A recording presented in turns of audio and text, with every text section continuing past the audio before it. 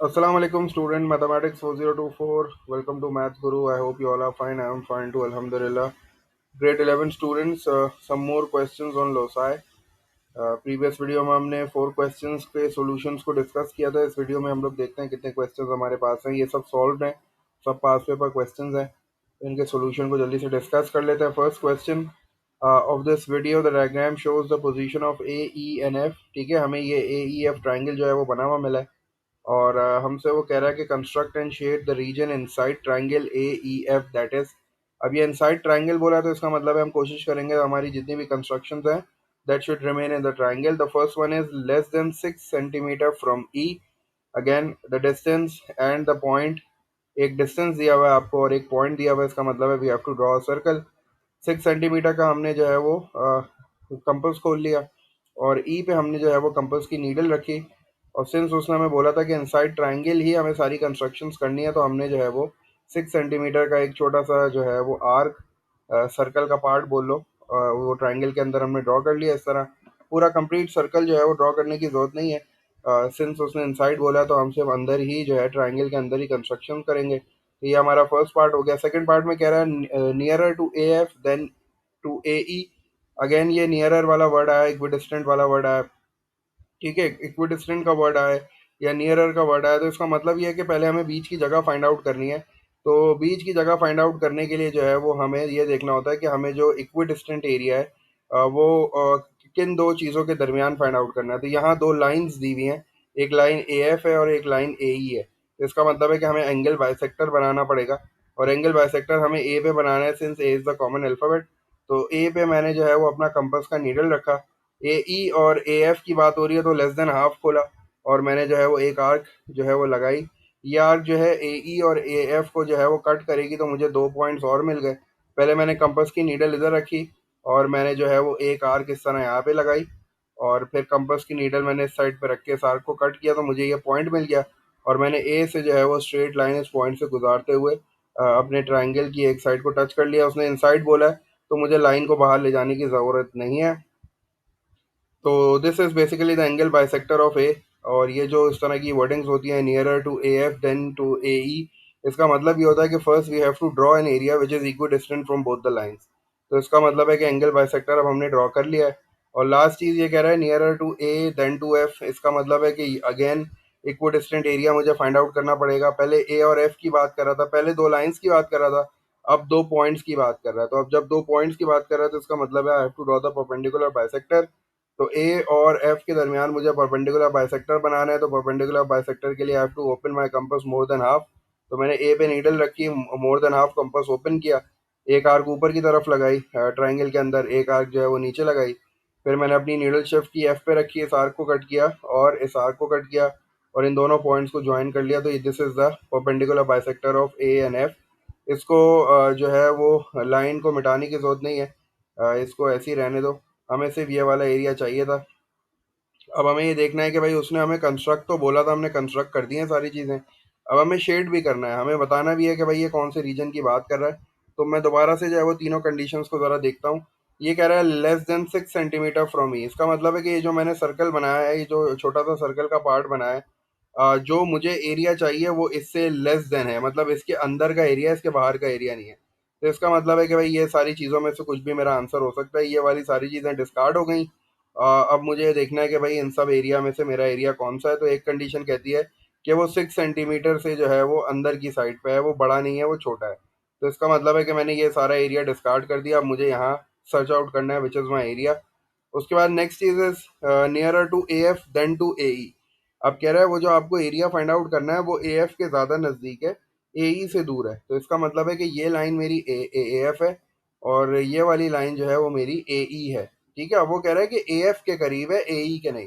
तो अब मैंने आइडेंटिफाई किया था कि ये सारा एरिया है, तो अब उसमें से मुझे ये वाला एरिया हटाना पड़ जाएगा क्योंकि वो कह रहा है कि जो आपका एरिया है ना वो ए ए एफ के नज़दीक है, ए ई के नज़दीक नहीं है. तो ये वाला जितना भी एरिया है आपको नज़र आ रहा है, this is closure to A ई. तो मुझे ये सारा एरिया हटाना पड़ेगा. अब मेरे पास जो इन्वेस्टिगेशन के लिए एरिया है वो सिर्फ कम हो गया है. अब वो सिर्फ इतना है, सिर्फ इन दोनों में से कोई एक है. ठीक है ना, पहले मेरे पास इतना सारा एरिया था लेकिन अब मैंने इस वाले एरिया को डिस्कार्ड कर दिया है. तो अब मेरे पास ये दोनों एरिया, इन दोनों में से कोई एक शेड होगा. तो मैं लास्ट कंडीशन भी देख लेता हूँ। वो कह रहा है nearer to A than to F.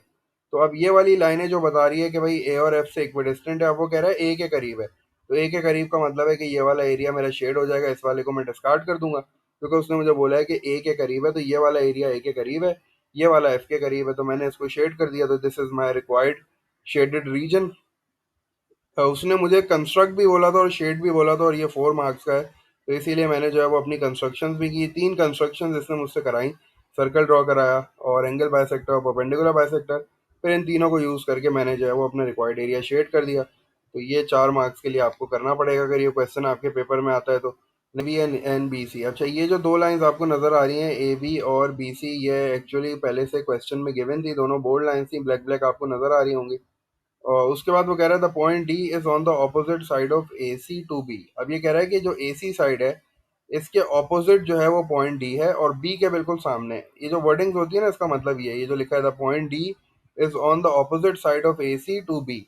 मतलब ए सी, अगर मैं ए सी को ज्वाइन करूं एक लाइन से, तो उसके ऑपोजिट साइड पे होगा डी, और बिल्कुल बी के सामने होगा। तो ठीक है, तो ये चीज़ हमें समझ में आ गई। और उसने अब बोला कि भाई ए डी 5 सेंटीमीटर है और सी डी 6.5 सेंटीमीटर। तो मुझे पता चल गया कि मेरी डी की लोकेशन क्या है। तो मैंने क्या किया, पहले 5 सेंटीमीटर का कंपास ओपन किया, ए पे जो है वो नीडल रख के एक आर्क लगा दी, और उसके बाद मैंने अपना कंपास जो है वो 6.5 सेंटीमीटर का रखा, सी पे कंपास रखा, और फिर मैंने इस आर्क को कट किया। तो जो पॉइंट मुझे मिला उसको मैंने ए से भी ज्वाइन कर लिया और उसको मैंने सी से भी ज्वाइन कर लिया। तो this is my point D, ये मेरा पॉइंट डी है। तो ए डी जो है वो 5 सेंटीमीटर है और सी डी जो है वो मेरे पास 6.5 सेंटीमीटर है। ये जो था क्वेश्चन में गिवन था, और ये मुझे क्वाड्रिलेटरल बना लिया मैंने, A B C D quadrilateral बन गया। 1 मार्क मुझे इसका मिल गया। ठीक है, तो ये लैंग्वेज को थोड़ा सा ख्याल से जो है वो पढ़ना पड़ता है कि पॉइंट डी की लोकेशन किस साइड पे है। वो हमें खुद बता रहा है कि वो ऑपोजिट साइड पे है ए सी के। ऑपोजिट साइड ए सी की जो है वो उस साइड पे बनी और फिर बी के बिल्कुल सामने। तो इसका मतलब है कि ये जो है पॉइंट डी की लोकेशन हो गई। उसके बाद कह रहा है on the diagram construct the locus of a point inside the quadrilateral. मतलब मुझे क्वाड्रिलेटरल से बाहर जाने की जरूरत नहीं है। That are equidistant from A B and B C. अब इक्विडिस्टेंट का वर्ड आ गया, तो इसका मतलब है कि केस 3 है, केस 4 है। और आगे देखा तो पता चला कि 2 लाइंस हैं, इसका मतलब है एंगल बाइसेक्टर। किस पे बनेगा एंगल बाइसेक्टर? बी जो है वो कॉमन अल्फाबेट है, तो बी पे मैंने जो है वो लेस देन हाफ कंपास खोल के एक आर्क लगाई। उसके बाद जो है इस आर्क ने ए बी और बी सी को कट किया 2 पॉइंट्स पे। मैंने नीडल पहले यहाँ रखी और मैंने ये आर्क लगाई, उसके बाद नीडल यहाँ रख के इस आर्क को कट किया, ये नया पॉइंट मिल गया। एंड देन बी से इस पॉइंट को ज्वाइन कर दिया। तो this is my required angle bisector. This is the line which is equidistant from A B and B C. Then in the next part, I have to draw a locus that is equidistant from B and C. Again, equidistant means third or the fourth case. Since we have 2 points B and C, so we have to draw the perpendicular bisector. And perpendicular bisector of B and C means this is side B and this is side C. So what will I do? I will just open the compass more than half. Needle को मैंने B पे रखा और compass मैंने मोर than half खोल के एक arc जो है वो ऊपर की साइड पे लगाई एक ट्राइंगल के अंदर, और फिर मैंने नीडल को शिफ्ट किया सी पे और इस आर्क को कट किया। तो मुझे जो है वो 2 पॉइंट्स मिल गए, तो मैंने स्ट्रेट लाइन जो है दोनों पॉइंट से ज्वाइन कर दी। तो मुझे जो है ये इक्विडिस्टेंट एरिया मिल गया फ्रॉम बी एंड सी। तो दीज आर द 2 कंस्ट्रक्शंस, ये उसने कंस्ट्रक्शंस करा ली। उसके बाद अब मुझसे कह रहा है कि the line P Q consist of points. अब कह रहा है कि आपको एक लाइन बनानी है पी क्यू, क्वाड्रिलेटरल के अंदर बनानी है वो लाइन, और उस पे जो है वो बहुत सारे पॉइंट्स हैं, और उनकी जो है वो हमें मतलब हिंट क्या दे रहा है कि वो लाइन कहाँ पे बनी हुई है। वो कह रहा है कि वो लाइन जो है ना वो इक्विडिस्टेंट है from A B and B C. कह रहा है वो जो लाइन आपको बनानी है that is equidistant from A B and B C. तो ये वाली जो लाइन है, एक्चुअली मैंने ये वाली लाइन बनाई थी जो कि इक्विडिस्टेंट है इक्विडिस्टेंट है sorry, A B and B C के। इसका मतलब है फिर पी क्यू भी फिर इसी लाइन पे कहीं है। वो जो लाइन पी क्यू मुझे बनानी है वो भी एग्जैक्टली इसी लाइन पे कहीं है। फर्स्ट कंडीशन तो यही कह रही है। और सेकंड कंडीशन कह रही है कि is nearer to C than to B. तो इसका मतलब है कि मेरा पॉइंट सी ये रहा, ये वाला जो सारा एरिया है वो सी के करीब है। अगर मैं इस लाइन को थोड़ा सा एक्सटेंड कर लूँ आगे की तरफ इस तरह, तो ये वाला जो एरिया है वो बी के करीब है सारा, और ये वाला जो एरिया है वो सी के करीब है। तो वो मुझसे कह रहा है कि भाई सी के करीब होनी चाहिए, बी के करीब नहीं। तो इसका मतलब है यहाँ तक का जो एरिया है ये तो बी के करीब है, तो यहाँ तक एरिया मैं नहीं ले सकता।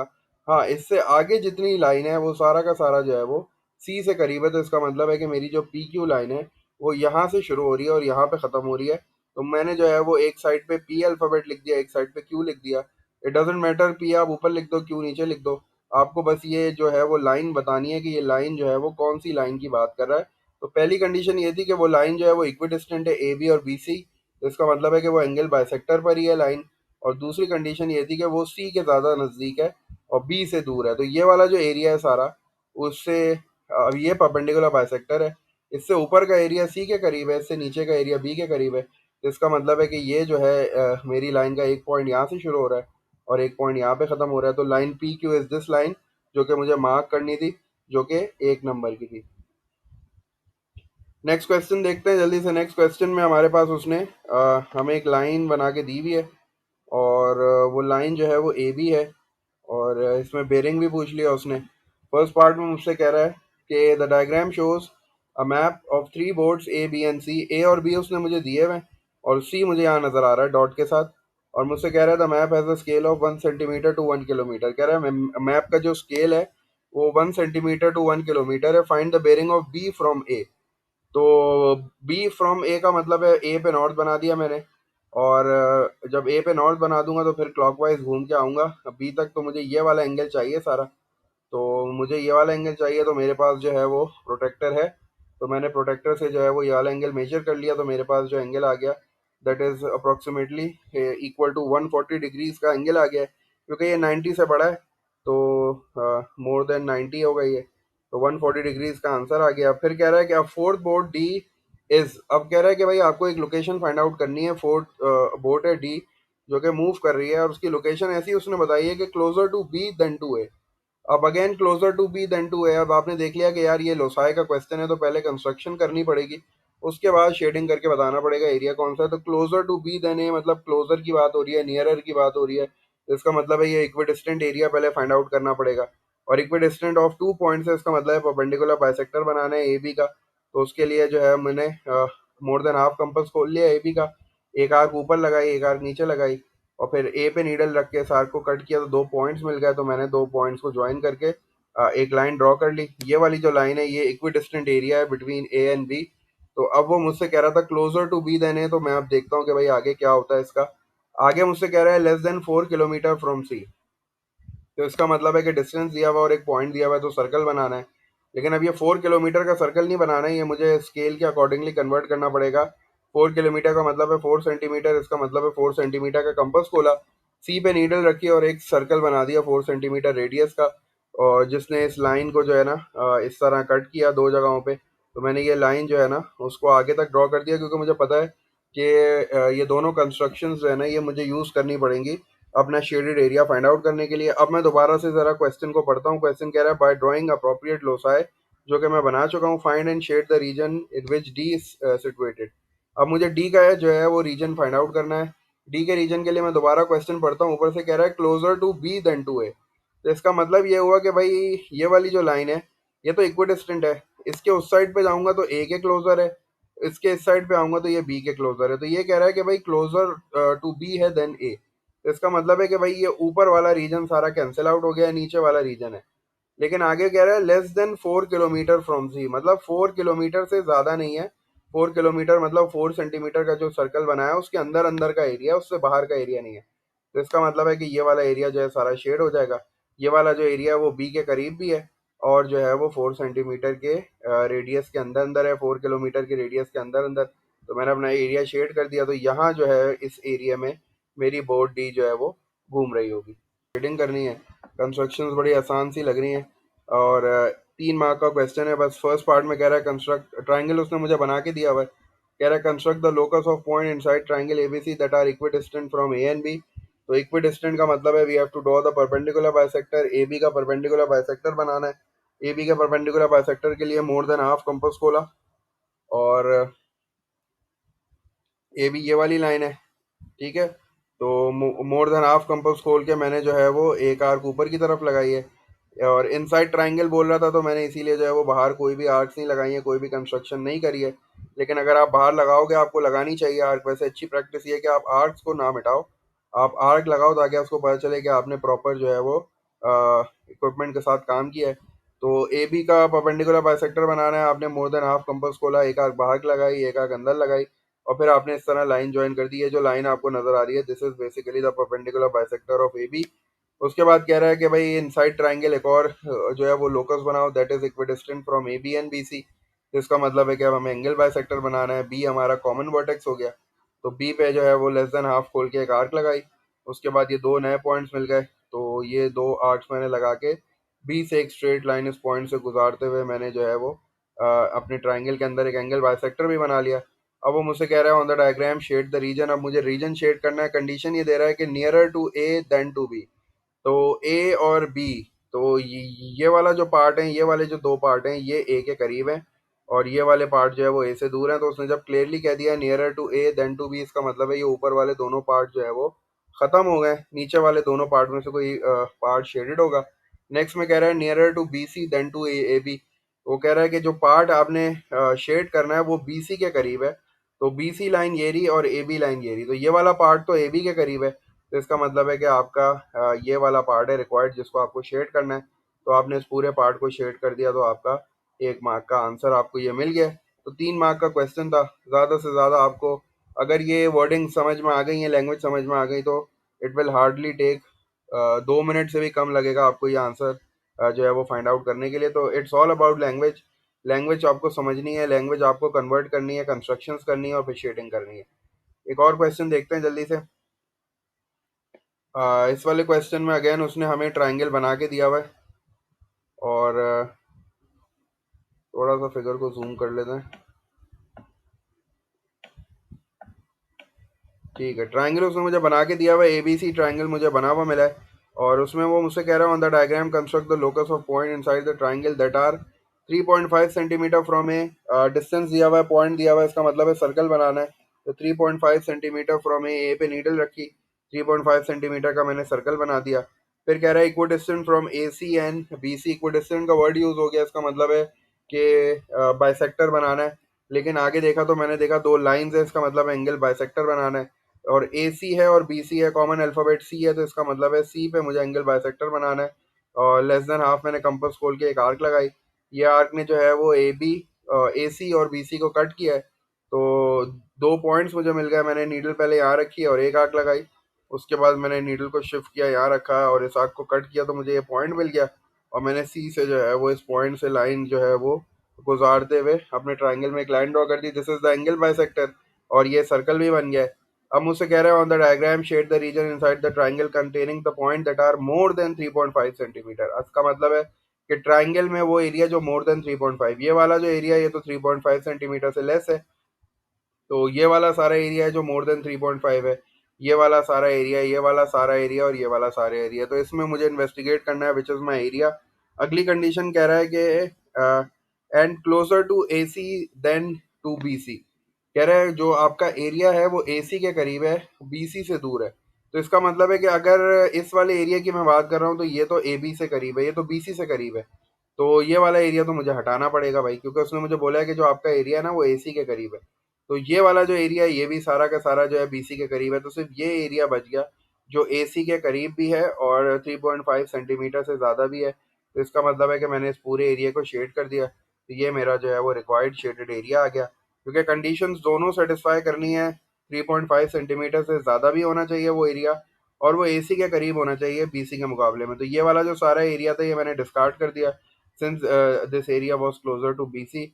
This is the area which is closer to AC and it is more than 3.5 centimetre. So this is my required area। इसको शेड कर दिया तो मुझे एक नंबर भी मिल गया।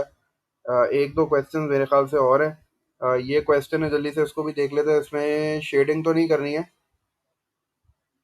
इसमें जो है वो एंगल को मेजर करना है। थोड़ा सा और जूम कर लेते हैं। तो ये क्वेश्चन मेरे पास है। The diagram shows the position of three ships A B and C. The it is drawn to scale 1 centimetre, 20 kilometre के बराबर है। मुझे कह रहा है find by measurement the bearing of C from A. From A का मतलब है नॉर्थ, ए पे बना हुआ है। आपने जो है वो नॉर्थ बना दिया ए पे। ऑलरेडी मेरे ख्याल से नॉर्थ बना हुआ था ए पे, आपने सिर्फ क्लॉकवाइज आना है सी तक। और वो वाली लाइन जो ए और सी को ज्वाइन कर रही है, तो ये वाला एंगल आपको चाहिए। प्रोटेक्टर से आपने मेजर कर लिया, तो ये 98 डिग्रीज आ रहा था। चूंकि ये बेरिंग है तो आपने 3 डिजिट में होती है बेरिंग, तो आपने 098 इसका आंसर लिख दिया। सेकंड पार्ट में कह रहा हूँ on the diagram construct the locus of points inside triangle ABC that are. दोबारा जो है वो कंस्ट्रक्शन करने के लिए कह रहा है equidistant from B and C. Equidistant मतलब बाइसेक्टर बनाना है। आगे देखा तो दो पॉइंट्स है, इसका मतलब है परपेंडिकुलर बाइसेक्टर बनाना है। तो परपेंडिकुलर बाइसेक्टर बी और सी का बनाना है, इसका मतलब है we have to open the compass more than half. B C line जो है वो ये वाली है मेरे पास, ये वाली लाइन बी सी है। तो मैंने अपने कंपास को मोर देन हाफ खोल के एक आर्क जो है वो ट्रायंगल के बाहर लगाई, एक ट्रायंगल के अंदर, फिर बी पे नीडल रख के इन आर्क्स को कट किया। तो ये जो लाइन आपको नजर आ रही है, this is the perpendicular bisector of B C. और फिर मुझसे कह रहा है कि equidistant from A B and B C, इसका मतलब है कि एंगल बाइसेक्टर बनाना है। और वर्टेक्स कॉमन वर्टेक्स बी है, तो इसका मतलब है बी पे बनाना है। तो लेस देन हाफ कंपास खोल के एक आर्क लगाई, एक आर्क लगाने के बाद ये दो पॉइंट्स मिल गए। पहले नीडल यहाँ रख के ये आर्क लगाई, उसके बाद यहाँ नीडल रख के इस आर्क को कट किया, तो ये नया पॉइंट मिल गया। बी से इसको ज्वाइन कर दिया, तो this is the equidistant area from A B and A C. तो ये वाला जो एरिया है, ये वाली जो लाइन है, ये वाला जो पाथ है, that is equidistant from point B and C. और ये वाली जो लाइन आपको नजर आ रही है, that is equidistant from line A B and B C. ये दो काम इसने मुझे बता दिए, एक एक नंबर के मैंने कर दिए। उसके बाद कह रहा है क्या शिप डी, एक शिप है डी जो कि इक्विडिस्टेंट है from B and C. Equidistant from B and C मतलब परपेंडिकुलर बाइसेक्टर पर है वो शिप जो है वो परपेंडिकुलर बाइसेक्टर पर है। और सेकंड कंडीशन कह रहा है कि it is also equidistant from A B and A C, तो इसका मतलब है कि वो एंगल बाइसेक्टर पर भी है। तो ऐसा ही है, मुझे पॉइंट तलाश करना है जो परपेंडिकुलर बाइसेक्टर और एंगल बाइसेक्टर दोनों पर है। तो ये वाला वो पॉइंट है जो कि दोनों पर है, परपेंडिकुलर बाइसेक्टर पर भी है, एंगल बाइसेक्टर पर भी है। तो मैंने यह पॉइंट डी लिख दिया। और अब वो मुझसे कह रहा है कि भाई फाइंड आउट द एक्चुअल, पहले तो लोकेट कर दो, लेबल कर दो, पॉइंट डी को मैंने लेबल कर दिया। फिर कह रहा है find out the actual distance of D from A, इसका मतलब है मुझे एक्चुअल डिस्टेंस चाहिए। तो मैंने जो है वो डी और ए से एक लाइन ड्रॉ की, इस लाइन को मेजर किया, और जो भी मेजरमेंट आ रही थी उसको मैंने 20 से मल्टीप्लाई कर दिया, क्योंकि ये 20 किलोमीटर है। मैंने जो मेजरमेंट की है वो सेंटीमीटर्स में आई होगी, और मैंने इसको जो है वो किलोमीटर्स में कन्वर्ट कर दिया, तो 84 किलोमीटर कुछ मेरा आंसर आ रहा है। तो आप भी इसको 20 से मल्टीप्लाई करके देख लेना, you will get the same answer as well. तो ये आपका जो है वो 1 2 3 मार्क्स का ही क्वेश्चन हो गया। अच्छा, ये वाला क्वेश्चन हमने क्लास में डिस्कस किया हुआ है, इसको भी देख लेते हैं जल्दी से। अच्छा, इसमें उसने जो है वो पूरी फिगर बना के मुझे दी हुई है। बस उसने ये बोला था कि भाई ये वाला एंगल फाइंड आउट करो। उसने कहा था ये जो लाइन है, लाइन क्यू टी जो है वो बेसिकली बाइसेक्टर है इस एंगल का। तो बाइसेक्टर का मतलब है कि ये इस एंगल को दो बराबर हिस्सों में डिवाइड करिए। तो अगर ऊपर वाला पार्ट 32 है तो नीचे वाला पार्ट भी 32 होगा। और फिर since these two are parallel lines, तो ये ऑल्टरनेट एंगल बन रहा था जी। तो ये अगर 32 है तो ये भी 32 हो जाएगा। तो मैंने क्या किया, 32 और 32 को ऐड करके 180 से माइनस किया, तो मुझे ये वाला एंगल मिल गया, क्योंकि ये ट्राइंगल है और ट्राइंगल के इंटीरियर एंगल्स का सम 180 होता है। और ये आ गया 116। और since it was also a parallelogram, तो पैरेललोग्राम में ऑपोजिट एंगल्स भी बराबर होते हैं, तो ये 116 हो गया, तो ये वाला भी 116 हो गया। उसने मुझसे पहले ये कहा था कि क्यू टी आर फाइंड करो। क्यू टी आर ये वाला एंगल है, क्यू से आ रहा है, टी पे आ रहा है और आर पे। तो ये 32 हो गया, क्योंकि ये ऑल्टरनेट एंगल है, जी बन रहा है, ये दोनों पैरेलल लाइंस है। पैरेललोग्राम में ये दो लाइन पैरेलल है और ये लाइन जो है वो कट कर रही है, तो ये ऑल्टरनेट एंगल्स बन गई। ये 32 है तो ये भी 32 है, तो आपने ऑल्टरनेट एंगल्स लिख दिया। और एस पी क्यू ये वाला एंगल पूछ रहा है, ये वाला, तो ये तो opposite angle of a parallelogram हो गया। ये मैंने फाइंड आउट कर लिया था 116। तो ये वाला जो है ऑटोमेटिकली 116 के बराबर होगा, क्योंकि अपोजिट एंगल्स जरा पैरेललोग्राम आर इक्वल। उसके बाद मुझसे कह रहा है कि भाई कंस्ट्रक्शन करो थोड़ी सी अपनी फिगर में। क्या करना है भाई कंस्ट्रक्ट, वो कह रहा है कि on the diagram construct the locus of point inside the parallelogram P Q R S which are 4 centimetre from P S. अब ये देखो, इसने डिस्टेंस दिया और एक लाइन दी है। तो डिस्टेंस और लाइन होती है तो फिर हमें पैरेलल लाइंस बनानी पड़ती हैं। तो अब चूंकि यहाँ उसने मुझे ये नहीं बोला कि दोनों साइडों पे बनाओ, तो मैं यहाँ लिखा हुआ है इनसाइड द पैरेललोग्राम, इसका मतलब है कि मैं सिर्फ पैरेलल जो पैरेलल लाइन है वो एक ही साइड पे बनाऊंगा। और पी एस से 4 सेंटीमीटर का मतलब है, मैंने इसको किस तरह बनाया कि मैंने यहाँ अपना स्केल रखा और मैंने 4 सेंटीमीटर का मार्क इधर लगा दिया, और यहाँ स्केल रख के 4 सेंटीमीटर का मार्क इधर लगा लिया, और मैंने इन दोनों को स्केल से ज्वाइन कर लिया। तो ये मेरी पैरेलल लाइन बन गई, जो कि 4 सेंटीमीटर है फ्रॉम पी एस। और फिर मुझसे कह रहा है कि 5 सेंटीमीटर फ्रॉम आर, डिस्टेंस दिया हुआ है और एक पॉइंट दिया हुआ है, इसका मतलब है सर्कल बनाना है। तो आर पे मैंने नीडल रख के 5 सेंटीमीटर का सर्कल बना लिया, ये सर्कल बन गया 5 सेंटीमीटर का। फिर कह रहा है the point V is inside P Q R S, एक पॉइंट है वी जो कि पैरेललोग्राम के अंदर है, और उसकी कंडीशंस मुझे दे रहा है और फिर मुझसे शेड करवा रहा है। वो कह रहा है कि लेस देन 4 सेंटीमीटर है फ्रॉम पी एस। तो less than 4 centimetre from P S का मतलब है less than 4 centimetre from P S, ये जो पैरेलल लाइन बनाई है इससे अंदर अंदर है, लेस देन है, ग्रेटर देन नहीं है, तो इसका बाहर का ये जो सारा रीजन है ये हट गया, तो यहाँ मेरा रीजन नहीं है, तो मैंने इस एरिया को डिस्कार्ड कर दिया। यहाँ जो है लाइन के लेस देन वाला जो एरिया है, ये वाला एरिया है, इनमें से किसी को मुझे शेड करना है। आगे देखता हूँ और कंडीशंस क्या है। The next condition is less than 5 centimetre from R. वो कह रहा है कि वो जो आपने सर्कल बनाया ना 5 सेंटीमीटर वाला, उससे लेस देन है, उससे बाहर नहीं है। तो इसका मतलब है कि भाई इस वाली लाइन से भी अंदर है और इस सर्कल के भी अंदर है, तो यही दो एरियाज आ गए मेरे पास। इन्हीं दो एरियाज में से कोई एक जो है वो शेड होगा। तो लास्ट कंडीशन देख लेता हूँ क्या कह रहा है। Nearer to Q R than P Q. कह रहा है पी क्यू के, सॉरी, क्यू आर के करीब है, पी क्यू से दूर है। तो अब क्यू आर देखता हूँ, क्यू आर किस तरफ है। क्यू आर जो है वो ये वाली लाइन है मेरी, और पी क्यू जो है वो ये वाली लाइन है। ये जो मैंने लाइन बनाई है ये बेसिकली बाइसेक्टर है जो मुझे बनी हुई मिली थी। तो ऊपर का एरिया जो है वो पी क्यू के करीब है, और जो नीचे का एरिया है इस लाइन से, जो नीचे का एरिया है वो क्यू आर के करीब है। तो इसका मतलब है वो मुझसे कह रहा है कि क्यू आर के करीब है, तो फिर ये वाला जो है इसका रिक्वायर्ड रीजन हो गया, मैंने इसको शेड कर दिया, और ये मेरा जो है वो फाइनल आंसर हो गया। ये वाला नहीं हो सकता क्योंकि ये जो है पी क्यू के नज़दीक हो जाएगा। ये जो लाइन आपको नज़र आ रही है बोल्ड वाली, ये बेसिकली एंगल बाइसेक्टर है। ठीक है, तो इससे ऊपर वाला एरिया इस लाइन के करीब है, और इससे नीचे वाला एरिया जो है वो इस वाली लाइन के करीब है क्यू आर के, क्योंकि बाइसेक्टर क्यू आर पे बना है। तो मैंने जो है वो इस वाले एरिया को शेड कर दिया, और ये मेरा रिक्वायर्ड आंसर हो गया। एक दो क्वेश्चंस और हैं, जल्दी जल्दी उनको भी देख लेते हैं। तो ये टॉपिक जो है वो काफ़ी हद तक फिनिश हो जाएगा। इस वाले क्वेश्चन में हमारे पास उसने हमें कोऑर्डिनेटर बना के दिया हुआ है पी क्यू आर एस, और कह रहा है कि भाई बाइसेक्टर बनाओ एस पी क्यू का। S P Q basically angle है, तो एंगल बाइसेक्टर बनाना है एस पी क्यू का। एस ये रहा, पी ये रहा, क्यू ये रहा, तो वही वाला है। मोर देन हाफ कंपास खोल के मैंने एक आर्क लगाई, ये दो पॉइंट्स मिल गए, एक आर्क यहाँ लगाई, इस पे नीडल रख के एक आर्क कट किया, ये पॉइंट मिल गया। तो मैंने पी से जो है वो इस लाइन को एक्सटेंड कर लिया अपने कोऑर्डिनेटर के अंदर अंदर। तो ये बाइसेक्टर बन गया। फिर कह रहा है परपेंडिकुलर बाइसेक्टर बनाओ क्यू आर का। तो क्यू आर ये वाली साइड है, परपेंडिकुलर बाइसेक्टर के लिए मोर देन हाफ कंपास खोला, एक आर्क ऊपर की तरफ, एक आर्क अंदर की तरफ, और फिर जो है वो नीडल को आर पे रख के इन आर्क्स को कट किया, दो पॉइंट मिल गए, और दोनों पॉइंट्स को जो है मैंने जो है वो ज्वाइन कर दिया, तो ये मेरी परपेंडिकुलर बाइसेक्टर हो गई। अब मुझसे कह रहा है कि भाई शेड करो अपने क्वाड्रिलेटरल में वो रीजन जो कि क्लोजर टू पी क्यू है। क्लोजर टू पी क्यू का मतलब ये लाइन है पी क्यू, और इसके करीब है देन टू पी एस, मतलब ऊपर का सारा रीजन हट जाएगा, क्योंकि ऊपर का सारा रीजन जो है वो पी एस के करीब है, नीचे का सारा रीजन जो है वो क्यू आर के करीब है। और फिर कह रहा है nearer to Q than to R. तो क्यू के करीब है, आर से दूर है, तो इसका मतलब है कि यही वाला रीजन होगा जो सारा शेड हो जाएगा, और ये मेरा रिक्वायर्ड आंसर आ जाएगा। ऊपर वाला रीजन हट जाएगा क्योंकि वो आर के नज़दीक है, मुझे जो है वो क्यू के नज़दीक वाला एरिया चाहिए, तो मैंने ये सारा शेड कर दिया। तो that was all about locus and constructions. ठीक है, आई होप तुम लोग के लिए ये वीडियो हेल्पफुल होगी। इसमें काफ़ी सारे क्वेश्चंस को हमने डिस्कस किया है, सारे पास पेपर के क्वेश्चंस हैं। इंशाल्लाह मैं कोशिश करूंगा जितने क्वेश्चंस मुझे और मिल सके मैं उनको सॉल्व करके तुम लोग के साथ उसके सॉल्यूशन शेयर करूंगा। बाकी आपको भी कोई कंफ्यूजन हो, कोई क्वेश्चन हो जो सॉल्व करवाना हो, तो do send me that question. मैं इंशाल्लाह उसको ज़रूर टाइम निकाल के सॉल्व करके आपकी क्वेरी को, कंसर्न को क्लियर करूंगा इंशाल्लाह। और stay tune for some more videos इंशाल्लाह। असेसमेंट से पहले जो है मैं काफ़ी सारी वीडियोस जो है वो बनाऊंगा। असेसमेंट की डिटेल्स पे भी वीडियो है इंशाल्लाह, वो भी आएगी। तो stay tune to maths Guru. Until then take care, अल्लाह हाफिज़।